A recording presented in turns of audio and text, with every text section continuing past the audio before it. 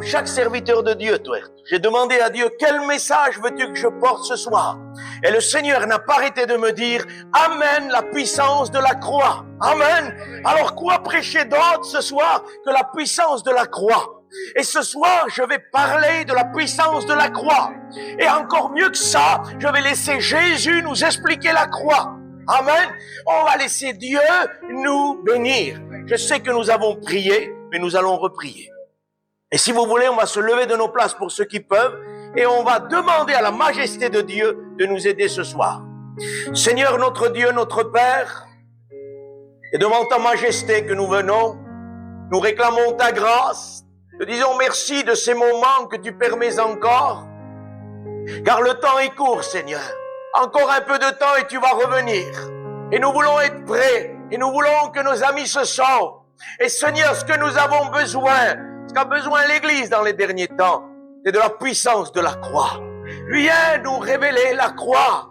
Viens nous révéler la croix.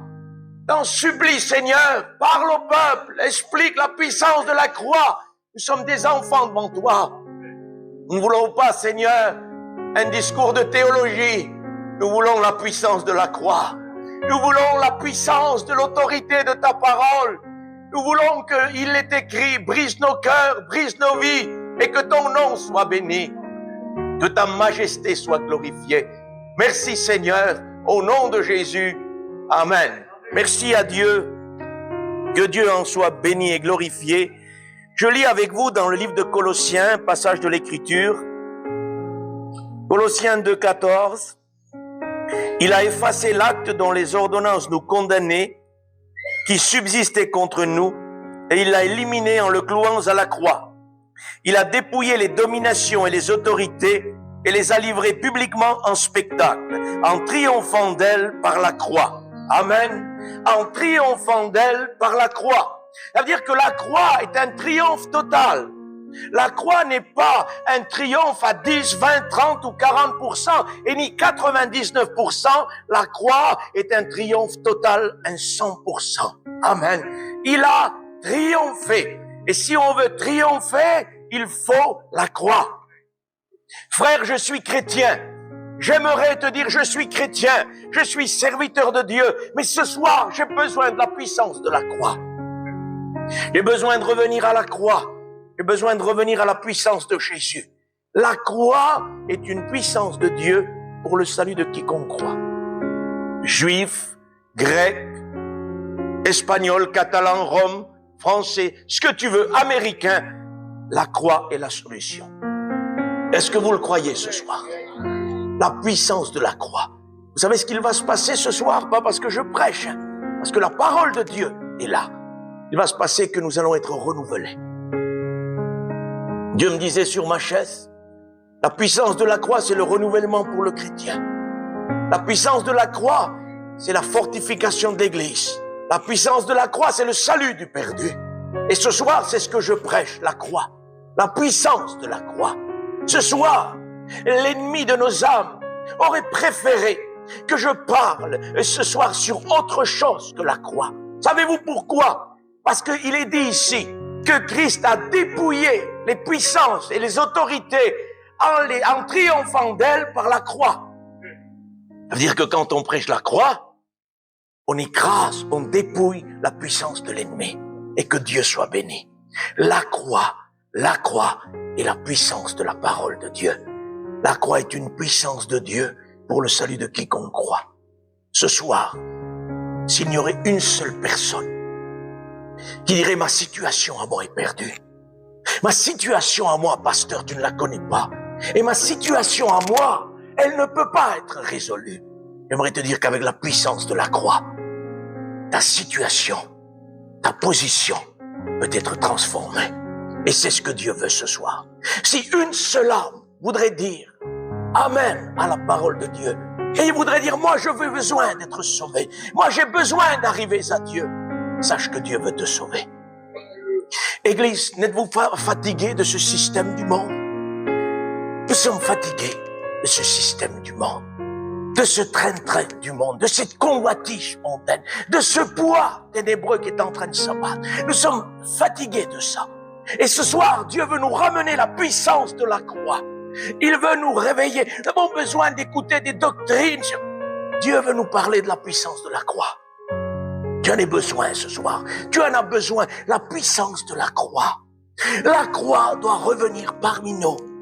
Christ est mort sur le bois de la croix et il est ressuscité. Il est mort pour que nous soyons sauvés et il est ressuscité pour notre justification. Il n'y a pas de salut en aucun homme, dit la Bible. Et nous devons revenir à un évangile d'enfant. Une foi infantile. C'est-à-dire que nous devons croire à l'évangile. Il y a ma petite nièce de 8 ans qui, il y a un jour ou deux, elle fait de l'asthme. Et puis, elle s'étouffait. Et puis, elle m'a appelé pour prier pour elle. Et son père m'a dit après, pourquoi les enfants ont une foi comme ça? Pourquoi elle croyait tellement que dès que tu vas venir, Dieu va la bénir? Je dis parce que c'est la foi que Dieu honore. Mais nous les hommes, nous sommes devenus tellement compliqués en grandissant. On aurait dû garder cette foi d'enfant. Mais en grandissant, on est devenu compliqué. Et le monde a rempli notre simplicité d'esprit. C'est pour ça que nous ne croyons plus comme les enfants. Et si nous croyions comme les enfants, alors tout ce que vous demanderez devient possible. Jésus a dit, vous demanderez à cette montagne de sauter de là, elle le ferait. Et il ne parle pas d'une foi de géant, il parle d'une foi comme un grain de sénévé, et la plus petite des semences. C'est-à-dire la plus petite foi qui est trouvée dans le cœur d'un chrétien, Christ l'honore. Amen. Christ honore la foi. Où nous en sommes avec la foi? Où nous en sommes avec la parole de Dieu? Nous voulons que la puissance de la croix revienne parmi nous. Que la puissance de la croix vienne toucher ta vie, mon ami, ce soir. Tu es venu peut-être pour te passer le temps, tu t'es dit, je vais accompagner quelqu'un, je vais venir. Laisse-moi te dire qu'il n'y a pas d'hasard. Dieu ne travaille pas avec le hasard. Dieu change les temps et les circonstances, dit la Bible. Amen. Dieu, dit la Bible, c'est clair, il change, je le redis, les temps et les circonstances. Tu aurais pu être ailleurs ce soir, mais Dieu a changé le temps et la circonstance, et à cause de cela, tu es là. Et pour ça, il te parle. Et ce soir, c'est un des plus grands messages. Ce soir, je prêche, Patrick, un très grand message. C'est de l'orgueil. Non, non. Parce que quand tu prêches la croix, toi, là, on peut dire, je prêche un grand message. Et là, c'est pas de la prétention, c'est pas de l'orgueil, non. La croix est le plus grand des messages. Et tout le monde devrait prêcher la croix. La croix pour le perdu, la croix pour l'église qui a besoin de se fortifier, la croix pour le monde perdu, la croix pour le malade, la croix pour celui qui vit en dépression, la croix pour celui qui n'en peut plus. C'est le résultat. Il n'y a de salut en aucun homme. Vous voulez être sauvé? C'est la croix. Frère, c'est simple ce soir. C'est simple la croix. C'est le plus grand des messages qui existent. C'est le point central de la parole de Dieu. Le Christ en croix, mourant pour sauver l'humanité repentante. C'est le plus grand des messages. On voudrait écouter la grande tribulation, l'enlèvement, ouais. Mais ça, c'est la croix, ça. C'est le point central de la parole de Dieu. Vous enlevez la croix, pardonnez-moi, tout s'écroule. Savez-vous que la Bible ne tient pas en place si vous enlevez la croix? La croix a tout réuni. Amen. Parce que quand vous lisez le livre de l'Apocalypse au trône de Dieu, il est dit qu'au milieu du trône, j'ai vu un agneau comme immolé. Immolé veut dire égorgé. Mon Christ n'a pas été égorgé. Il a été crucifié. Alors, je suis obligé de lire le texte comme j'ai vu un agneau crucifié, ayant les mains percées, les pieds percés, le côté percé. C'est ce qu'il a vu au trône. Au milieu du trône. L'accomplissement de tout le plan de Dieu, c'est en Christ qu'il s'accomplit à la croix. Vous enlevez la croix, tout s'écroule. La Bible ne tient pas debout sans la croix. La croix et le sang. Tout ce que Dieu a révélé, tout ce que Dieu a fait, ont leur accomplissement dans le Christ crucifié. Amen. Et dans sa résurrection. Et je pense qu'on doit revenir à ça. On doit revenir à la croix. On doit vivre avec la croix, on doit dormir avec la croix, on doit se réveiller avec la croix, on doit travailler avec la croix et nos réunions doivent être le sujet de la croix. On n'entend plus la croix, on n'entend plus le salut, on n'entend plus le Christ. Parfois il y a des cantiques où la croix n'est plus citée, le Christ n'est plus cité.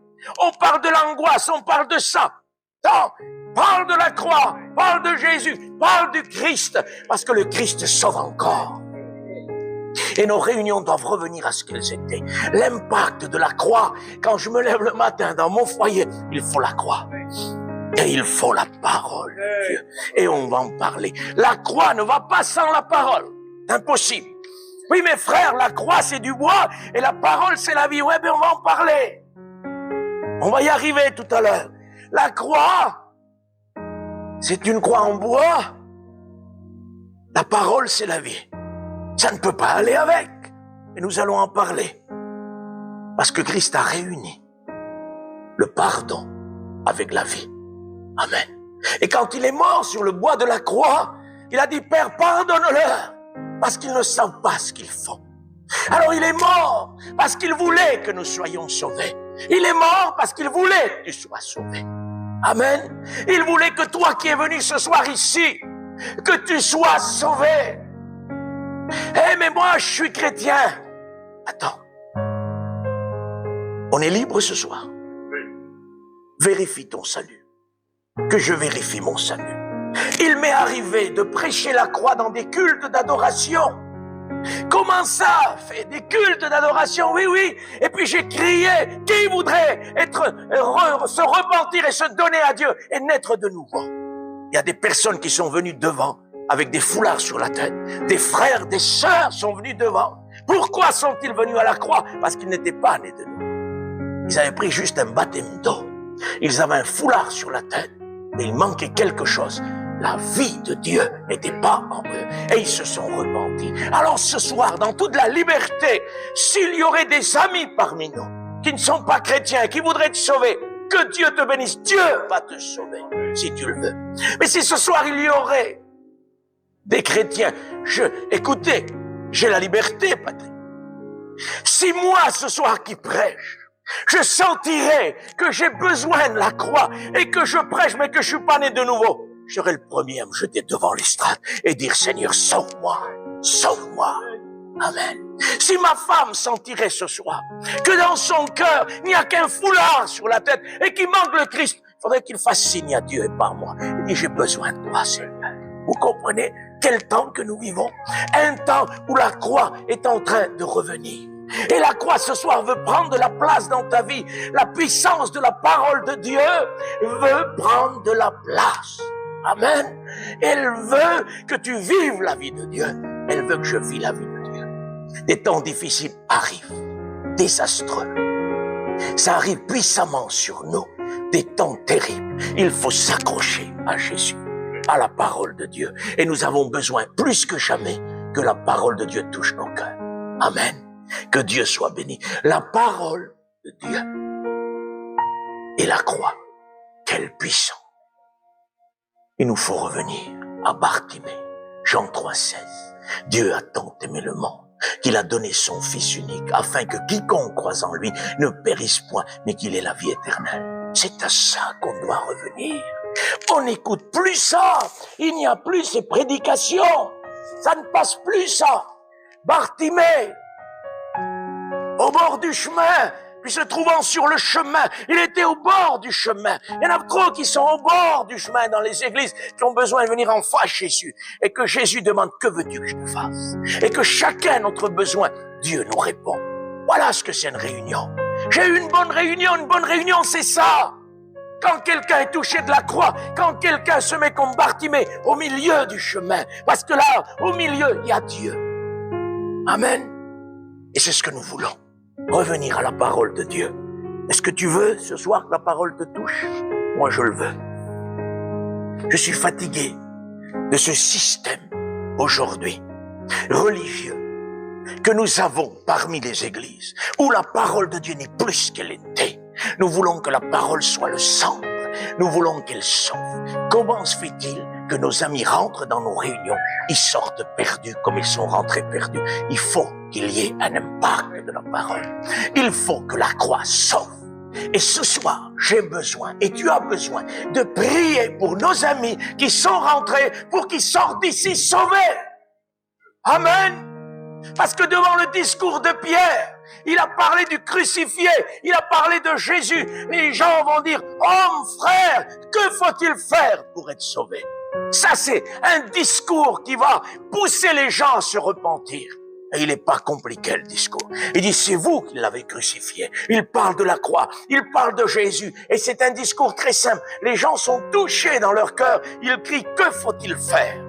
Et que nos amis qui sont là ce soir ont besoin de crier, homme, frère, que faut-il faire pour être sauvé? Acceptez Jésus. Repentez-vous de vos péchés et vous serez sauvés. C'est la réponse des apôtres. Amen. Ce n'est pas, viens à l'église pendant 5 mois, commence à mettre un foulard pour les sœurs, pour un frère, commence à prendre ta Bible, commence à te comporter comme un chrétien. Non, la condition c'est, repens-toi, accepte Dieu et tu vas être sauvé. Amen. Et ce soir, c'est ce que tu as besoin de faire. C'est la première fois que je viens. Amen. La première fois que tu viens. Et cette première fois peut t'ouvrir le ciel. Parce que tu peux devenir chrétien. Tu peux devenir un homme de Dieu, une femme de Dieu. Tu sais, on ne comprend pas le ciel avant de s'être repenti. Ce n'est pas vrai. La prédication de la croix est une folie pour ceux qui ne sont pas sauvés. Elle est une puissance de Dieu pour ceux qui sont sauvés. Amen. Je crois en la croix aujourd'hui. Mais avant, j'étais, que Dieu me pardonne, ennemi de la croix. Je ne croyais pas à l'écriture, je ne croyais pas à Jésus. Mais quand Christ m'a touché, alors c'est là que j'ai compris que la croix était la raison d'un homme de vivre. C'est d'accepter Jésus. L'Ecclésiaste dit à la fin de son livre, pourtant il en a dit des belles choses. Il en a révélé par sa sagesse qu'il avait. Et à la fin du livre, il va dire, voilà ce que doit faire tout homme. C'est craindre l'Éternel et observer le commandement. Amen. Voilà ce que doit faire tout homme. Il avait des richesses, des maisons, des étangs, des parcs, des châteaux. Excusez-moi l'expression. Et il avait du luxe, il avait des femmes en grand nombre, il m'a dit. Ça veut dire que c'est ce que recherche aujourd'hui quelqu'un sur la terre. Le luxe, la gloire, si vous voulez, et les plaisirs mondains. Il dit, j'avais tout ça. Il dit, ça ne sert à rien, c'est vanité, poursuite du vent. Mais ce que doit faire un homme, il dit, il doit rechercher Dieu. Il doit craindre l'Éternel et observer le commandement. Voilà ce que doit faire tout homme et toute femme, bien sûr. Amen. Et c'est ce que nous devons chercher. À trouver le même. À trouver Jésus. La puissance de la croix. Ce n'est pas une abondance de paroles. C'est une action du Saint-Esprit. Elle est là ce soir. Elle est là parmi nous ce soir. La puissance de la croix. Veux-tu être sauvé? Veux-tu être béni? Veux-tu être fortifié? La croix est là ce soir. Amen. Si vous êtes fatigués, les chrétiens, si vous n'y arrivez plus, c'est la croix qu'il vous faut ce soir. Amen. Si vous qui n'êtes pas chrétiens, qui êtes parmi nous ce soir, que réellement dans votre cœur, vous savez que vous êtes fatigué et que vous n'en pouvez plus, vous avez besoin de Jésus. Vous avez besoin de ce Sauveur. Il veut vous sauver. Il vous a aimé. Il vous a béni. Il vous a aimé le premier, dit la Bible. C'est-à-dire que personne n'a aimé Dieu. Mais Dieu nous a aimés. Et nous l'avons aimé parce que le Saint-Esprit répand dans nos cœurs l'amour de Dieu. Sinon, on ne peut pas l'aimer. C'est impossible. Mais quand on accepte Jésus, quand on accepte le Christ, on devient sauvé. Tu as besoin de Jésus ce soir. Tu veux dire, pasteur, j'ai pas tout compris. Tant mieux. Tant mieux. La croix n'est pas une histoire de compréhension. On ne comprend pas la croix. On l'accepte ou on la refuse. C'est une histoire de cœur. Tu n'as peut-être pas tout compris dans cette soirée, mais ton cœur est en train de battre. Il y a quelque chose qui se passe dans ton cœur, et ça c'est la puissance de la croix. J'ai pas compris, mais je sens mon cœur qui bat. Oui, parce que Dieu t'appelle. Et ce cœur qui bat, N'oublie pas que Dieu est créateur du corps humain. Et il le fait battre plus fort parce qu'il t'appelle. Et il veut te donner un signe que Christ à la croix, c'est le salut de tout homme. Et ce soir, c'est ce que Dieu veut. Et ce soir, nous voulons nous faire du bien. Nous voulons briser tout esprit contraire à la croix et à l'écriture. Et nous voulons revenir à la croix. Le livre de Colossiens dit qu'il a dépouillé toute principauté. Avec quoi pensons-nous le faire? Avec notre savoir? Avec nos discours humains? Non, c'est toujours avec la croix qu'on aura la victoire. Au nom de Jésus. Et ce soir, tu as besoin de Jésus. Le Christ en croix est la solution pour l'humanité entière. Amen. Gloire à Dieu. Christ à la croix mourait, et en mourant, le Christ, il avait un seul désir, c'est de me sauver. Je ne sais pas si vous vous rendez compte de l'amour de Dieu. Parce que quand Jésus va mourir à la croix, le seul désir qu'il avait, c'est qu'il pensait à me sauver. À toi seul, frère, non. À l'humanité entière qui avait décidé de se repentir. Mais moi, j'étais dans ce lot-là. Et quand il est mort à la croix, il a pensé à moi, Patrick. Il a pensé à toi. Il a pensé à nos amis ce soir. Et il a pensé à nos frères et sœurs qui sont là. Il a pensé personnellement à chaque personne. Comment est-ce possible? Dieu est grand. Les cieux des cieux ne peuvent le contenir. Amen. Dieu tient tout le ciel dans sa main, dans ses étoiles. Les étoiles des cieux peut les tenir dans le bout de ses doigts. Il les a disposées une par une. Il leur a donné des noms, tellement qu'il est grand.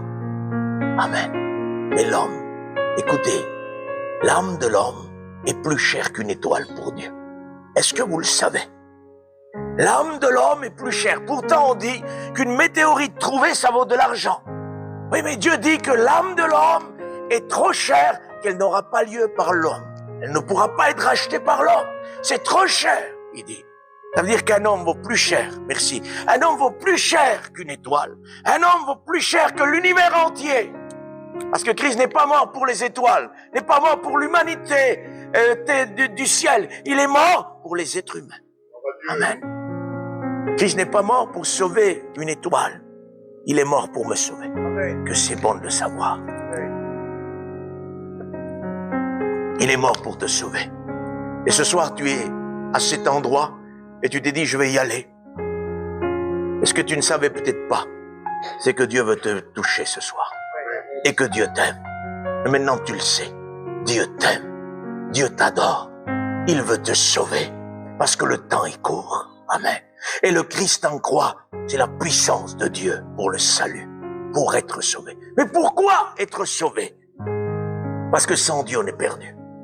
C'est pour ça. Parce que l'homme et la femme sans Dieu sont perdus. Et le monde d'aujourd'hui moderne veut nous faire croire qu'il n'y a pas de perdition. Le monde moderne nous dit qu'il n'y a pas d'enfer et il n'y a pas de ciel. On fait semblant aux publicités à la télévision de parler de l'enfer et du ciel. Et en enfer, on parle de la viande charale. On fait des grillades en enfer, les frères. Vous avez vu ça? Et puis de l'autre côté du ciel, il y a des gens en blanc qui s'ennuient un peu. Mais à un moment donné, ils passent de l'enfer, du ciel à l'enfer, et puis pour partager la viande qui se fait en enfer. On s'amuse avec ça. Et l'enfer n'est pas un jeu. L'enfer n'est pas un lieu où on s'amuse, où on fait griller de la viande.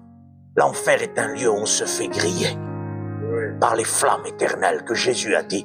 L'enfer, c'est un endroit où le feu ne s'éteint jamais. Jamais. L'enfer est réel. L'enfer existe. Que Dieu nous aide. Il faut le Christ à la croix. Il faut Jésus par-dessus tout. Où en es-tu? Où en es-tu? Qu'est-ce que le monde peut t'apporter? Qu'est-ce que le monde peut m'apporter? Que souffrance, tristesse, déception. Mais Christ est la solution à tout ça. Des choses qu'on ne peut pas expliquer. Un cœur qui ne peut plus être consolé. Un cœur qui ne peut plus être libéré de la dépression. C'est moi vous dire que seul Dieu le peut. Amen. Seul Jésus le peut. Et quand Jésus touche un cœur, le cœur est bouleversé. Et on dit, j'aurais jamais cru que c'est ainsi avec Dieu. Et c'est ce qui va se passer dans ta vie ce soir si tu le veux. Christ va te bouleverser. Christ va bénir ton cœur. Et que Dieu soit béni. Christ va bénir ton cœur. Au nom de Jésus. la puissance de la croix. Je vais prendre quelques minutes encore pour te parler de la puissance de la croix et de l'unité de la parole avec la puissance de la croix. Amen. La Bible dit, Jean 1, la parole était avec Dieu et la parole était Dieu. Christ est la parole. Amen. Cette parole que nous prêchons, que nous lisons, que nous avons chez nous parfois remplie de poussière parce que nous ne la lisons plus. Ça, c'est Jésus, ça. Ne l'oubliez jamais. Il y en a qui veulent pas. Non, non, c'est un livre. Non, la parole, c'est Jésus. Jésus a dit, je suis la parole. Amen. Et cette parole, c'est lui. Et quand tu tiens la Bible dans ta main, tu tiens le Christ dans ta main. Amen. Et frère, tu divagues. Non, je divague pas. C'est mon Seigneur qui l'a dit. Père, je leur ai donné ta parole et ils l'ont reçue. Amen. Et la parole, c'est lui. La parole était avec Dieu et la parole était Dieu. Et sur la croix, mes amis, il y avait la parole. Oui. Parce que sur la croix, il y avait quelqu'un de crucifié. Et ce quelqu'un de crucifié s'appelle Jésus de Nazareth. Et Jésus de Nazareth, c'est la parole qui a été envoyée. C'est ce Seigneur qui n'a pas hésité un instant, dit le livre de Philippiens, à se dépouiller de sa gloire visible pour venir parmi les hommes. Amen. Dieu le Père habite une lumière inaccessible, que nul homme ne peut voir et vivre. Mais quand on parle du Fils, de la parole de Dieu, le livre de Jean nous apprend qu'il est la lumière et que la lumière est venue parmi les cieux. Amen. Dieu le Père habite une lumière inaccessible. Dieu le Fils est celui qui est venu parmi les hommes. Il s'est dépouillé de cette lumière inaccessible pour venir mourir parmi les hommes, pour nous sauver. Amen. La parole de Dieu sur la croix. Amen. Il y a trois choses qui sont la plus grande puissance qui peut exister.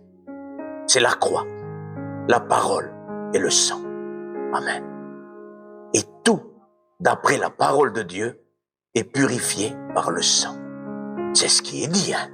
Moïse, dans la parole de Dieu, a pris tous les ustensiles et il les a purifiés un par un. Et tout d'après la parole, dit la Bible, est purifié par le sang. Alors j'aimerais vous dire ça et on va prier Dieu. Parce qu'il ne faut pas croire qu'un discours pourrait changer quelque chose. Quand la croix ne te suffirait pas pour être sauvé ce soir, ou être relevé, ou être béni ce soir. Parce que ce qui compte, ce n'est pas l'abondance des paroles d'hommes, c'est la puissance de la croix. À quoi servirait-il ce soir si je multiplierais des paroles sans que la croix y soit présente? Quelle tristesse! Quelle tristesse de pouvoir être comme ça, de parler au lieu de laisser Dieu parler. C'est grave.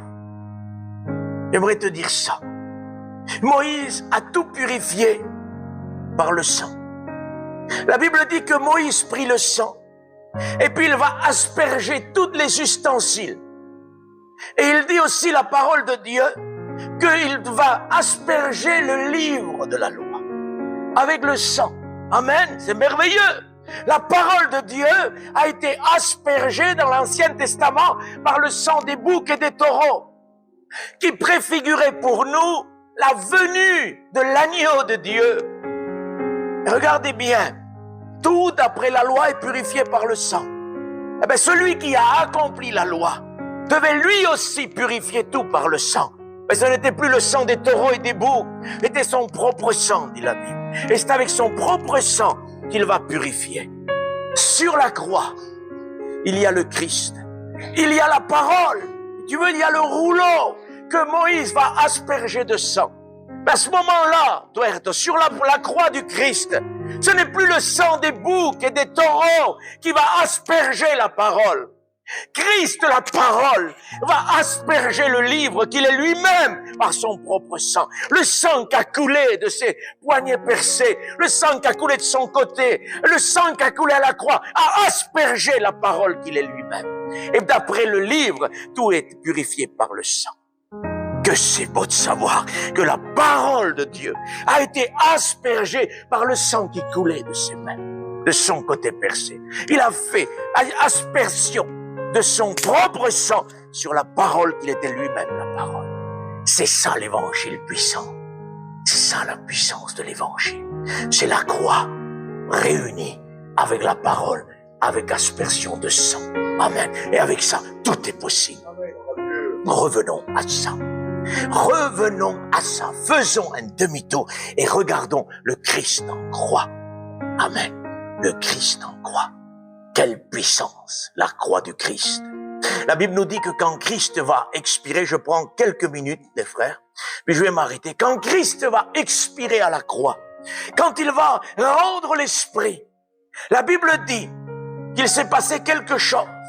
Dans le temple, le voile va se déchirer, non pas de bas en haut, ça ne vient pas des hommes, ça vient de Dieu. Ça commence Dieu du ciel en haut et ça commence en bas. Le voile s'est déchiré de haut en bas. La terre s'est obscurcie. Il y a eu des ténèbres en plein midi. Et la parole de Dieu nous dit dans l'Ancien Testament que je plongerai tout Israël, tout le pays où Christ a été crucifié, je le plongerai en plein midi dans l'obscurité. Et la parole de Dieu s'est accomplie à Golgotha. Le monde entier a été plongé dans l'obscurité parce que Christ fermait les yeux. Amen.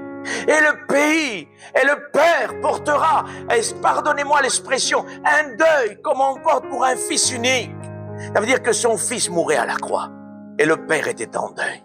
Et là, le monde s'est mis dans l'obscurité, mais Christ va ressusciter et il va porter la vie. Ça veut dire que je voudrais te dire quelque chose. Il y a de l'espérance en Dieu. Il y a de l'espérance en Jésus. Il a déchiré le voile de haut en bas. Il nous est dit dans le livre d'Hébreux que Christ est rentré dans le lieu très saint, dans le ciel, non pas avec le sang des taureaux et des boucs, mais il est rentré avec son propre sang. Et il a obtenu rédemption éternelle. Il y a de l'espérance en Christ. Amen. Il y a de l'espérance en Dieu. Il y a de l'espérance en Jésus. Et Dieu voudrait te bénir ce soir. Si tu es d'accord, Dieu voudrait te bénir. Si tu restes indifférent à la parole, Dieu te respectera. Mais si tu voudrais dire, j'aimerais moi aussi connaître Christ, moi aussi être relevé ce soir, moi aussi faire une expérience avec Dieu, sache que Dieu est capable de te bénir. Sache que Dieu est capable de te bouleverser. Je ne connais pas ta situation, moi. Je ne connais pas ce que tu vis. Mais je sais le Dieu que je sais. Je sais ce qu'il est capable de faire ce soir. Je sais ce qu'il est capable de changer. Amen. Christ est le Dieu suprême. Christ est la puissance de Dieu. Christ passant. À partir d'un moment, la Bible nous dit qu'il va passer et qu'un homme qui s'appelle Zachée, de petite taille, va monter sur un arbre, un sycomore, pour regarder, voir passer le Maître, Jésus, le Christ. Et Jésus savait, parce que Dieu sait le besoin. Il savait qu'il était là et qu'il l'attendait. Et c'est pour cela qu'il a dit, Zachée, descends de ton arbre. Il faut que je demeure chez toi aujourd'hui. J'aimerais te dire, descends de ton arbre. Ça peut être ton orgueil, ça peut être ton cœur endurci, ça peut être ton grand nom que tu as, ça peut être ta situation qui te bloque d'arriver à Dieu. Mais Dieu te dit, descends de ton arbre. Il faut que je demeure chez toi ce soir. Amen. L'évangile pur, la grâce de Dieu. Christ est rentré chez Zachée et il a dit, aujourd'hui, le salut est rentré dans cette maison. Que c'est merveilleux. Est-ce que tu voudrais le ramener chez toi, le Christ? Oui, mais comment faire? C'est Dieu, mais Dieu vous invite. Dieu te dit, descends de ton arbre, il faut que je demeure chez toi aujourd'hui. Ça veut dire que Dieu veut rentrer dans ta vie. Dieu veut bouleverser ta vie. Les chrétiens, il est temps de revenir à la croix. Il est temps d'être bouleversé de nouveau par la parole de Dieu. Il est temps que cette unité entre la croix, la parole et le sang rejaillisse puissamment sur nos foyers. Nous avons besoin d'être bénis de nouveau, les frères, les sœurs. Nos foyers sont devenus des foyers de prière par habitude, des foyers de lecture par habitude. Nous voulons de nouveau la présence de Jésus. Quand on se lève le matin, je suis avec vous ce soir. Je vous pointe pas du doigt, moi. Je me rappelle quand je me levais le matin, il y a quelques années, et que le Christ était déjà debout, lui, parce qu'il nous attendait. Tu te rappelles de ça, les jours où tu te levais, Jésus était déjà debout? Est-ce que tu te rappelles de ça? Eh bien, pourquoi c'est plus pareil aujourd'hui? C'est parce que nous avons changé. J'ai changé, tu as changé, Dieu n'a pas changé. Et toujours celui qui se lève le premier dans le foyer. Nous avons besoin, mes frères et sœurs, que Jésus revienne puissamment. Et ce soir, ça a été sa parole. Il n'a pas arrêté de résonner ça dans mon cœur. Il parle de la puissance de la croix. Ça veut dire qu'il y a une grosse puissance qui doit arriver sur nos vies. Ça paraît peut-être trop simple pour certains, mais c'est la parole de Dieu. Vous savez pourquoi il a quitté le ciel? Pour simplifier aux hommes l'approche de Dieu. C'est pas pour compliquer l'approche de Dieu. C'est pour rendre simple l'approche du ciel. Pour enlever l'impossible de l'homme pour parvenir au ciel, il a dit ce qui est impossible à l'homme, c'est possible à Dieu. Il a quitté le ciel pour ça. Voulez-vous qu'on prêche autre chose que la croix? Voulez-vous qu'on prêche autre chose que la Bible? Non, c'est la parole de Dieu et rien d'autre. Les chrétiens, ne l'oublions pas. Quand nous prions notre repas à midi ou quand on se lève le matin pour présenter la journée, ne le faisons pas égoïstement parce que nous avons peur de ne pas travailler dans la journée ou nous avons peur d'avoir une denrée périssable sur la table qui va nous faire prendre une bactérie. On prie, sanctifie ça. Non, prions parce qu'il est là. Prions parce qu'il est présent. Est-ce que tu sais, j'aimerais te le dire, est-ce que tu sais que quand tu te mets à table, toi qui es chrétien et que tu vis la vie de Dieu avec des faiblesses, des manquements, sais-tu que quand tu t'assieds à table, si vous êtes 3 dans votre foyer, sachez qu'il y en a 3 de plus à table. Comment ça? Oui, il y a le Père, il y a le Fils et il y a le Saint-Esprit. C'est ce que la Bible enseigne.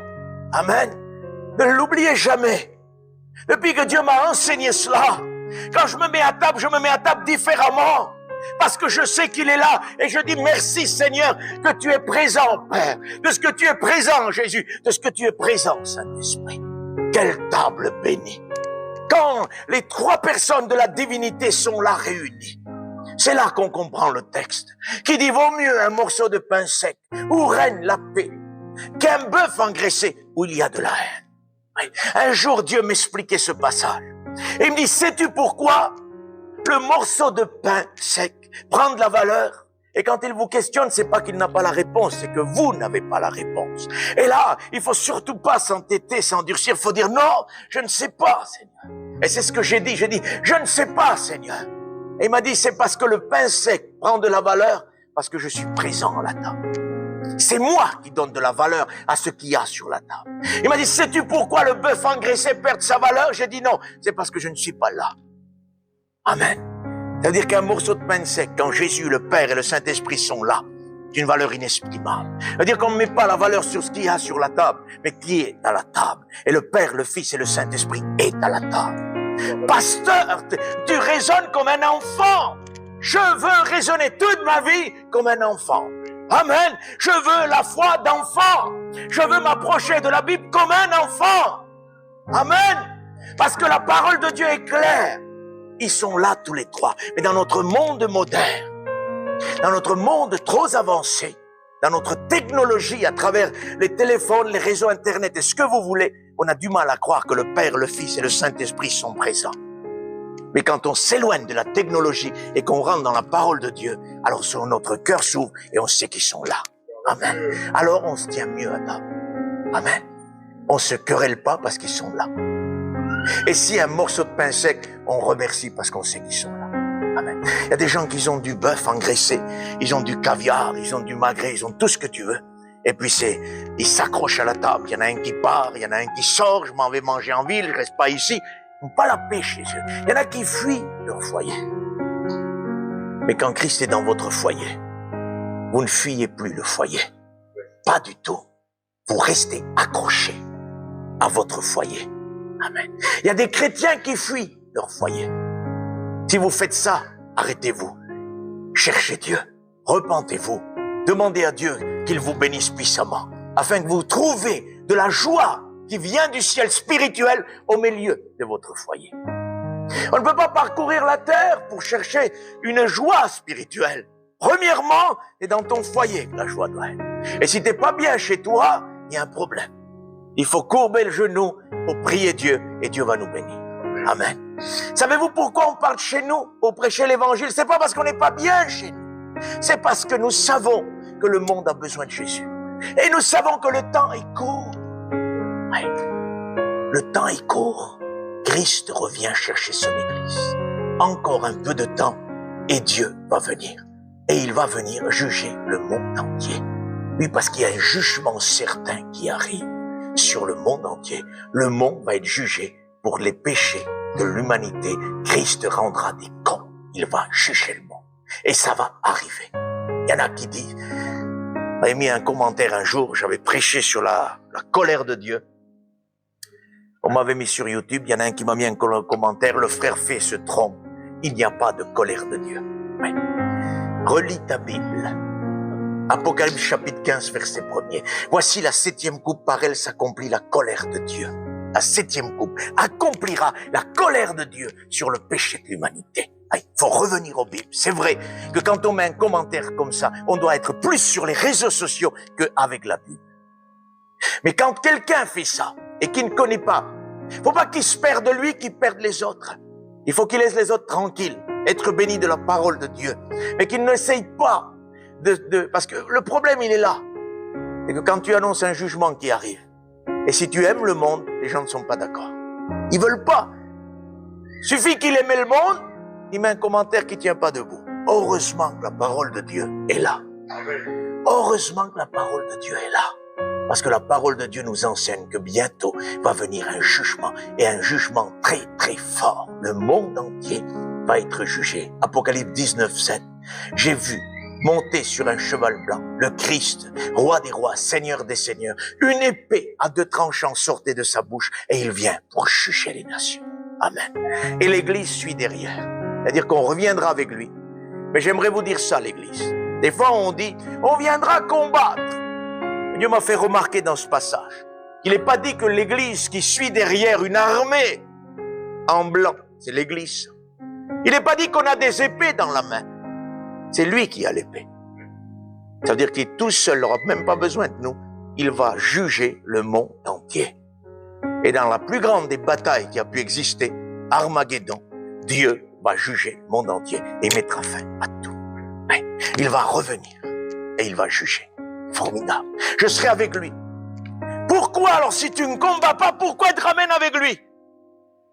Pour pouvoir voir la victoire de l'agneau. Amen.